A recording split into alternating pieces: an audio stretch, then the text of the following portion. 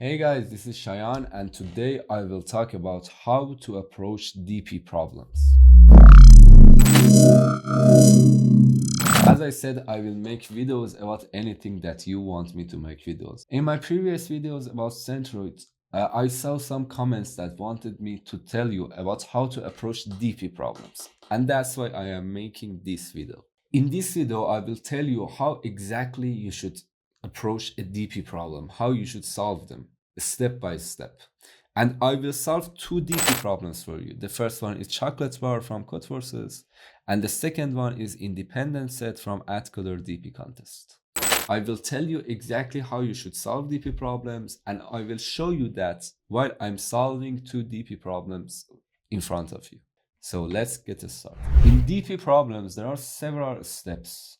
Also, I should mention that I made another video about DP that I started to tell you that what DP is. You should first watch that video which you can see here and then you can watch this one. To solve a DP problem, there are several steps. The first one is definition. You should first define that what your DP exactly means. And after that, you should specify that what are your base cases. Okay, what are the cases that you know their answers first?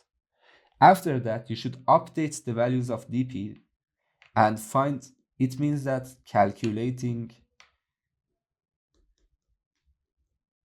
other values of DPs other than base cases. And after that, when you calculated your DPs, you need to say that what is your final answer based on the DPs that you found.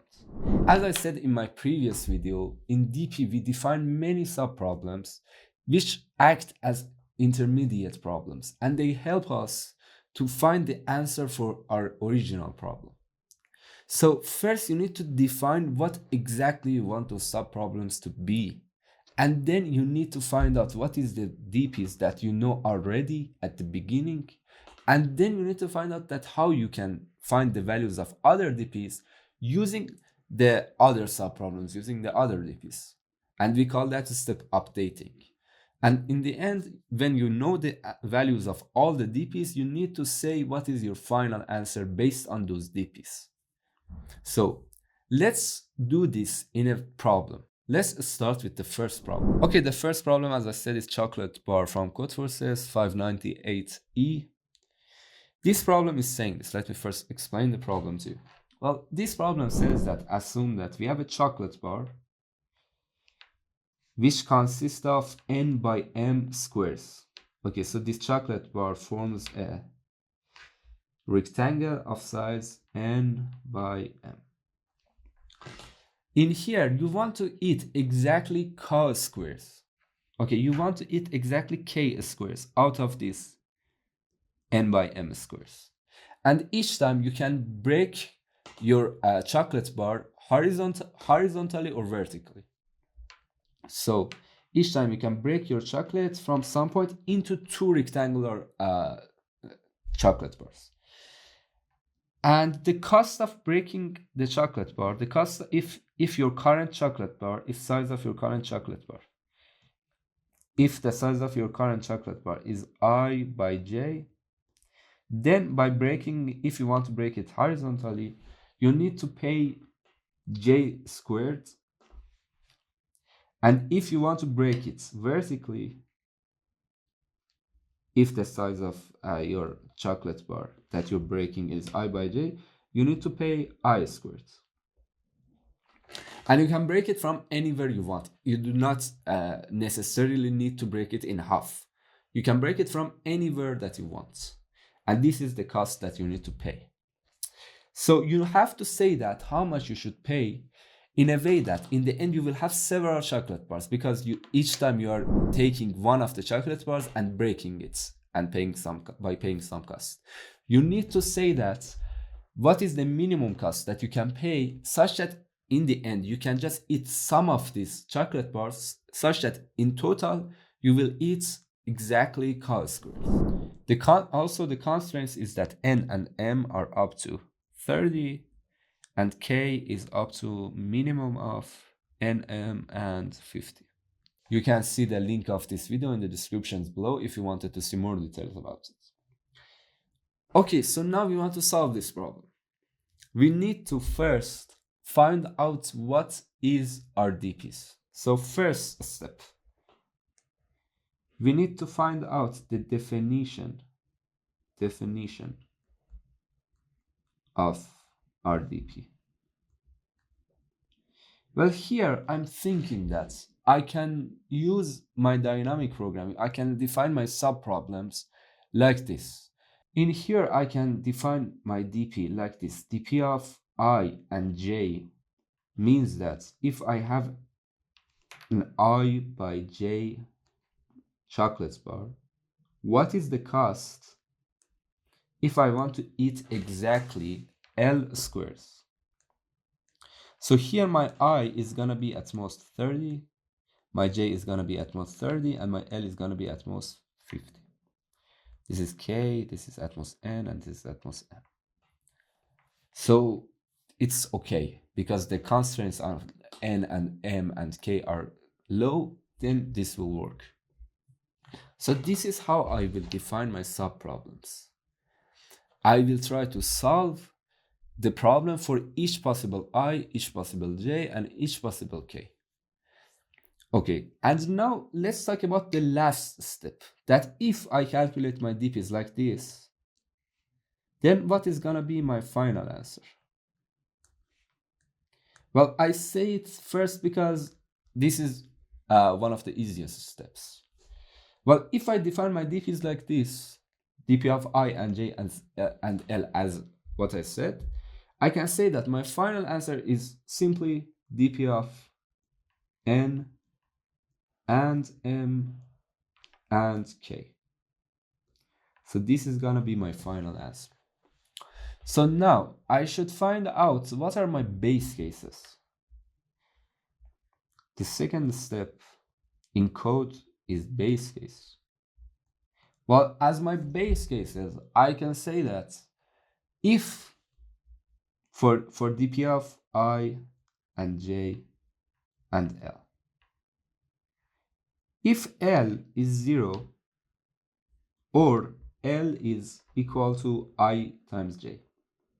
Well, if this happens, I don't need to break my chocolate bar at all, and I can eat all of it at this step.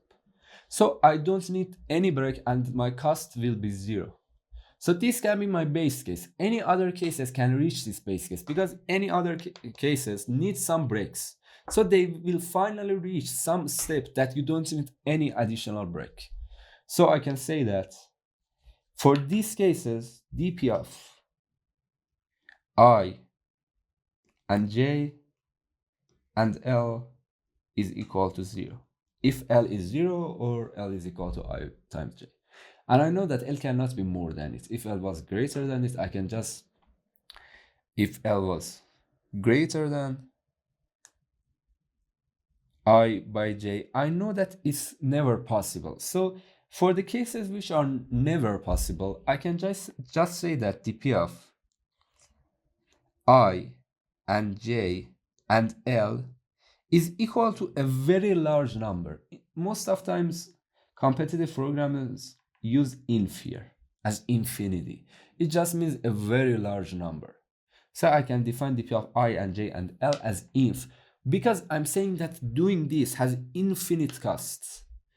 And that's why I will never use this cell. If I just set this value as infinite cost, no other DP will use this. And it's just a way of saying that it's not possible. If you want to do this, you need to pay an infinite cost. Okay, so for these cases, I can set DP of I and J and L as inf. So now I reach the third step, that's how I can update my values. Now I have DP of I and J and L, and I know that L is greater than 0 and less than I times J. So how can I solve this? Here I can say that, well, I have a square, I have a chocolate bar of size I by J, and I want to eat exactly L of them. So I know that I need at least one break. So there are two cases. Either this break is horizontal or it is vertical. I should check each of these two test cases. And I know that if it is horizontal, it is possible that it is from any of these lines. So I should check all of them. I should check all the possible breaks from all these parts. Or it is vertical. And I should check all of these points that I can break my chocolate bar from them. So I should fix that from where I want to break my chocolate bar. And I should also fix that how many squares I will eat from these parts and how many squares I will eat from these parts. So by doing this, I will find out that what are all the possible cases. I'm just checking all the cases. I will break from anywhere and I will fix that how many of the squares I will eat from this part and how many I will eat from this part. So I'm checking all the possible cases and using the values of previous DPs, I will find the answer for this new DP as well. So I just need a 4 on all the possible lines that I can break my chocolate bar from. And I can have a 4 on all the horizontal lines that I can break my chocolate bar from there. So this is how I can update it. I just have 2 4s for all the horizontal breaks and for all the vertical possible breaks. And I can find the answer this way. And my time complexity is gonna be, because for each I and J and L, I will find the answer. So I and J, I also assumed that M is equal to N when I want to find the time complexity. So I say that I and J are both up to N. So this is N squared times L is up to K. So times K. And what is my time complexity for updating it? I fix the horizontal or the vertical break, which is O of n, because there are at most 2n minus 2 ways to do that. So it's O of n.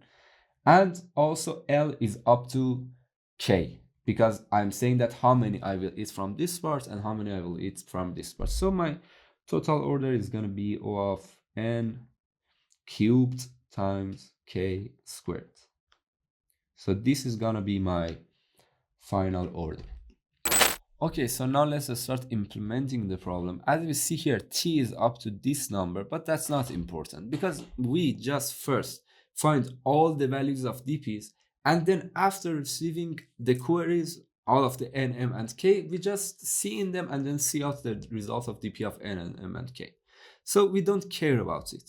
We just first calculate all the DPs and then we get the inputs. Okay, let me start. I just say include iostream. And by the way, you know that you can use bitstd c++.h here. But since I'm using Mac, I do not have that and I need to define include iostream. So using namespace cd int of main. Okay, so first, as I said, we need to fill our DP, and then for the values of n, for each value of n, m, k, we just input them and output the DP of them. So if we see in t, and we say while t minus minus, we see in n, m, and k, and we see out DP of n and m and k. So this is all. After we fill the DP, then we can just see in and see out the answer. So now let's implement fill DP. So void of fill DP is like this. I should define my n as at most 30 plus 3 and k as 50 plus 5, for instance, to make sure. I just add those additional values to make sure that everything is correct. Int of DP of n and k. And I should do this for int of I is equal to 0, I at most n, I plus plus. Then for int of j is 0, j less than n, j plus plus. This is maximum, so I want to fill all the values of dps. And for int of k equal to 0, k less than k, k plus plus. I should do this. First, I say that. Let's, instead of k, say L. Because I don't want to have confusion about what is this k, what is that k. So I use L here. If L was greater than I times j, I just say that I just set the value of dp as inf. Because I say that this is impossible. Inf is just a way to say that this is impossible. So if this happens, I just say that dp of I and j and L equal to a very large number that programmers show as inf. So by setting something an inf, if is a number that cannot be the real result of your dp. So if I set mine 10 to the power of 9 in here, I know that the answer of dp cannot really be 10 to the power of 9. So I'm just doing this to make sure that no other DP will use the result of this CP. It's just a way to say that this is impossible. By saying that its cost is infinity, I'm just saying that it is impossible. So I just say this and I will continue because I don't need to have the next lines for that case. And if L was equal to 0 or L was equal to I times J, I can just say that dp of I and J and L is equal to 0. And I will continue. Otherwise, first, again, I set dp of I and J and L as inf as at first. But then I will set it equal to minimum of itself and something else. Okay, so now what we should do is this. What I should do is fix that how many, if I want to have a horizontal break, I should just fix that how many rows I have above the line and how many rows I have behind below the line. So I break some I by j grid into I1 by j grid and I2 by j grid. And I2 is equal to I minus I1. And then I should fix that how many squares I want to eat from here and how many squares I want to eat from here. I show them with L1 and L2. So this is what I'm going to do. I will fix I1 from 1 less than I plus plus. And then I will fix L1 from 0, L1 at most L, L1 plus plus. I1 starts from 1 because each part should have at least one row. But L1 starts from 0 because it's possible that we eat all of the squares from one of the parts. We don't need to eat from both of the parts. So I just say this and I say that dp of I and j and L is equal to minimum of dp of I and j and L and dp of I1 and j and L1 plus dp of I2 and j and L2. So this is how it works. And also I should do it for the vertical lines as well. J1 from 1, J1 less than J, J plus plus, J1 plus plus. This one I1 plus plus. I also forgot to define I2 and L2. I2 is, let me just write it here. I2 is equal to I minus I1. L2 is equal to L minus L1. Okay. So this is how I can find these values. So now I fix the vertical lines and I say how many squares I eat from this part and how many squares from the other parts. I just say that I j2 int of j2 is equal to j minus j1 and L2 equal to L minus L1. And I just say that dp of I and j and L is equal to minimum of dp of I and j and L and dp of I j1 L1 plus dp of I j2 L2. Okay, I have added the basics. The only thing remains is to add the cost of this breaking. So to add the cost, I know that here I'm having a horizontal line. So I know that the cost of breaking by a horizontal line is j squared. So I should add j to the power of 2 to it. And the cost of having a vertical break is I to the power of 2. So this way I can add the cost of my breaks as well. And this way I can implement it. So now we can see that how this code performs on the sample cases. So I just copy it. 5540, which is correct. So let's submit it and see what happens.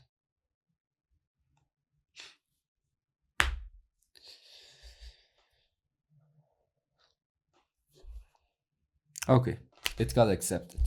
So we solved this problem, and now let's go to the next problem that we want to solve.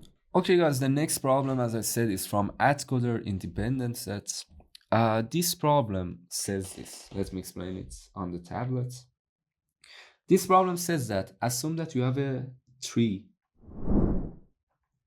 like this, and you want to paint each vertex in black or white. The only constraint is that no two adjacent vertices can be both black. So it's not possible to paint this one in black and also this one in black. Two adjacent vertices can be both white, but they can't be both black. Okay, so the question asks you that how many ways do we have to, and also the value of n is at most 10 to the power of 5. N is the size of the tree and it is at most 10 to the power of 5, and you need to find the answer modulo 10 to the power of 9 plus 7. Okay, now how we can solve this problem? As I said, the first step is the definition of my DP, how I define my subproblems. Well, here I can say that first I set vertex 1 as my root of the tree.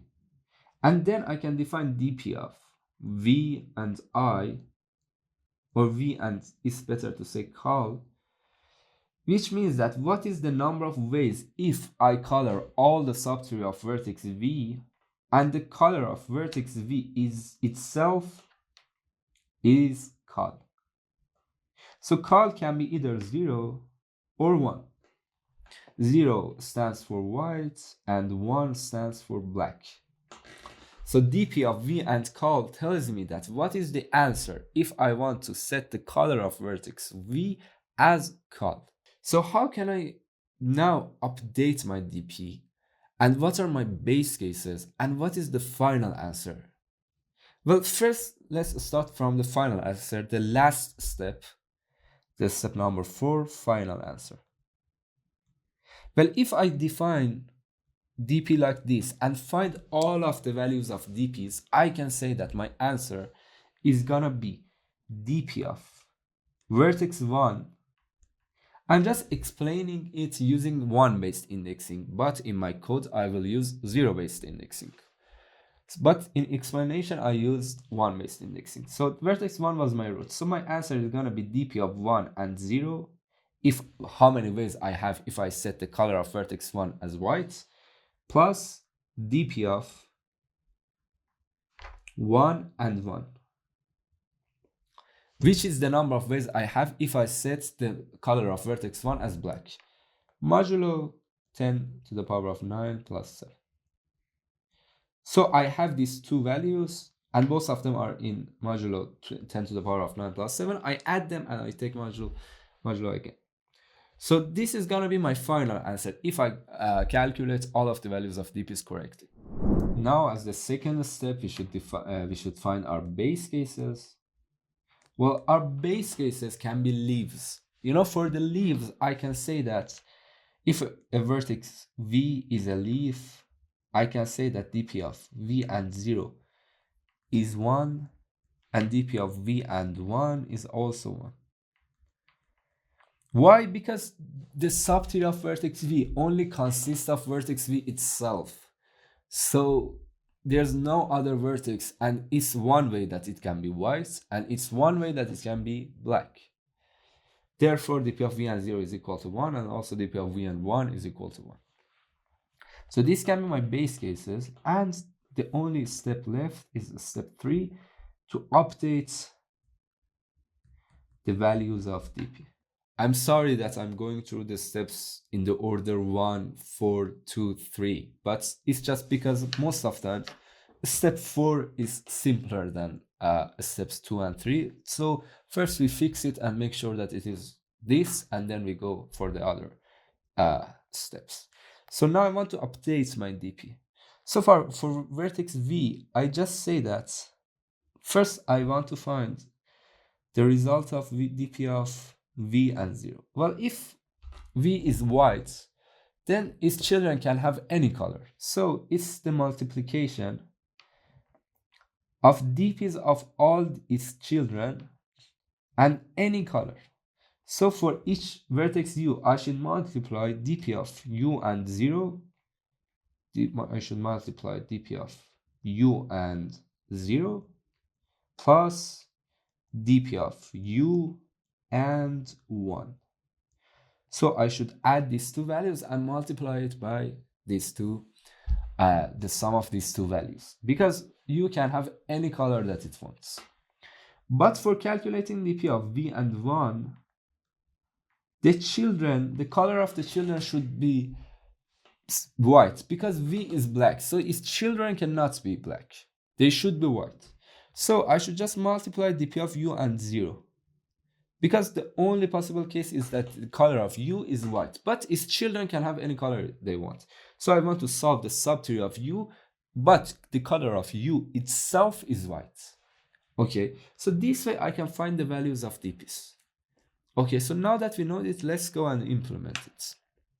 Okay, first we should take the tree as our input. So I just first say, okay, first we should take n and the tree itself as input. So after this, we define n and const int of n is at most 1 if 5 plus 20 additional cells. I should also include vector because I'm gonna need vector. I just say vector of int g of n, and g stands for the graph g. So here I say that I see in the value of n, and I just have a for I from 0, I less than n minus 1, I plus plus. I receive the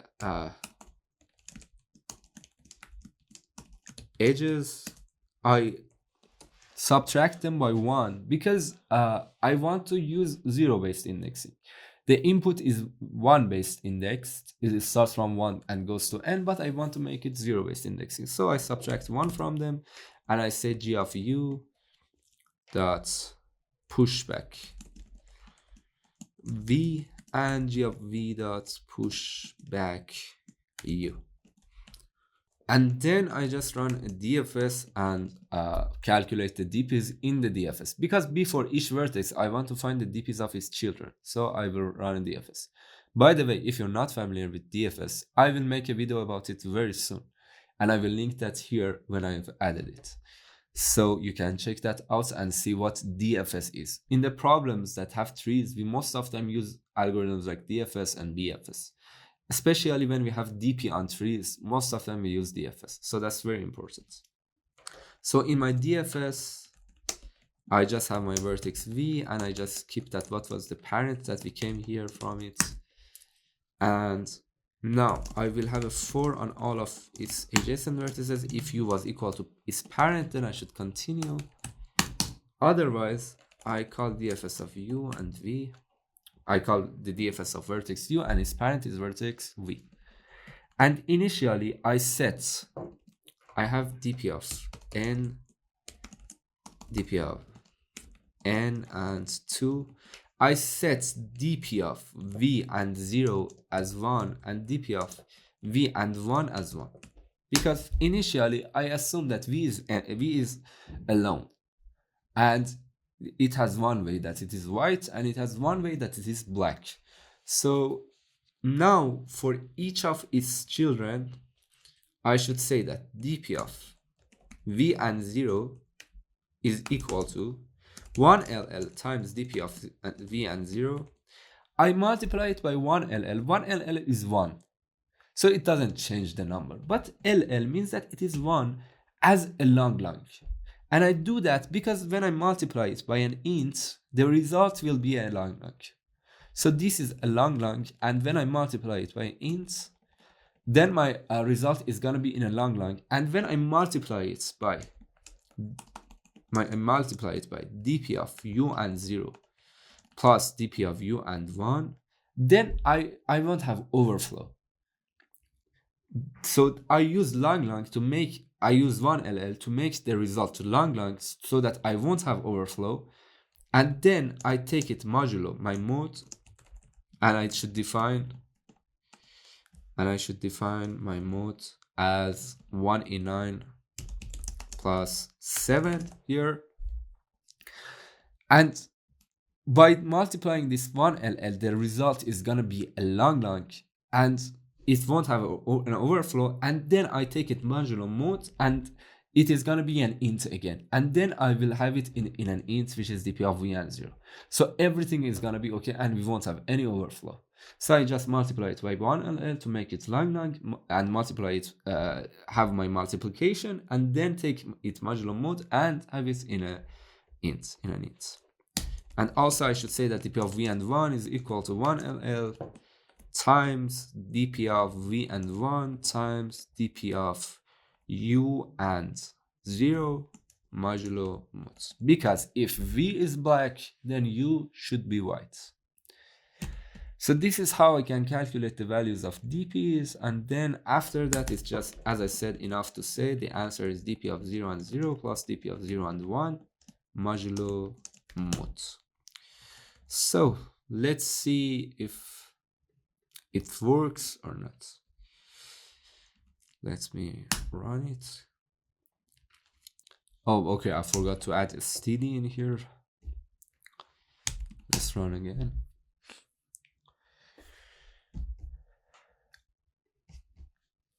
Let's test it for the first case. It's 5, which is correct. The second case, it gives me 9, which is again correct. 2 is correct. And the last case, which is a huge case, test case, it would be great if it is correct. Yes, it is correct. So now we can submit it. So let's use C++20 and submit this and see what happens.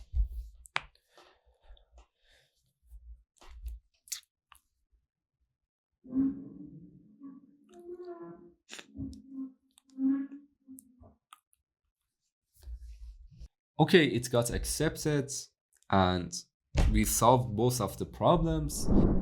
And we saw that how can we use this approach to solve DP problems by solving two problems. So let me repeat all of that again. So we had 4 steps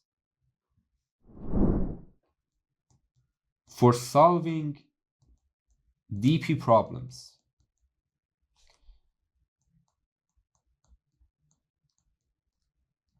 The first step was defining the DP.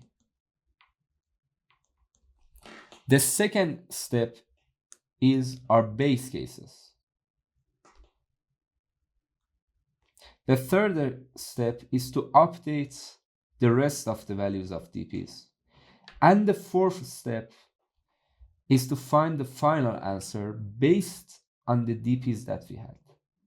So by using this method, you can solve the DP problems. Okay, that's it. If you had any question about this topic, tell me in the comments below and I will try to answer all of them. If you wanted me to make a video about anything, just tell me and I will try to make videos about them. I made this video because I saw that there were some comments that were telling me that to make videos about DP, how to approach DP problems. That's why I made this video. So for my next videos, if you have any suggestion, if there's anything that you want me to make videos about, just tell me in the comments below. If you want to support my work, like this video and subscribe to this channel. Also, share this video with anyone who might get benefit from these videos. Thank you very much.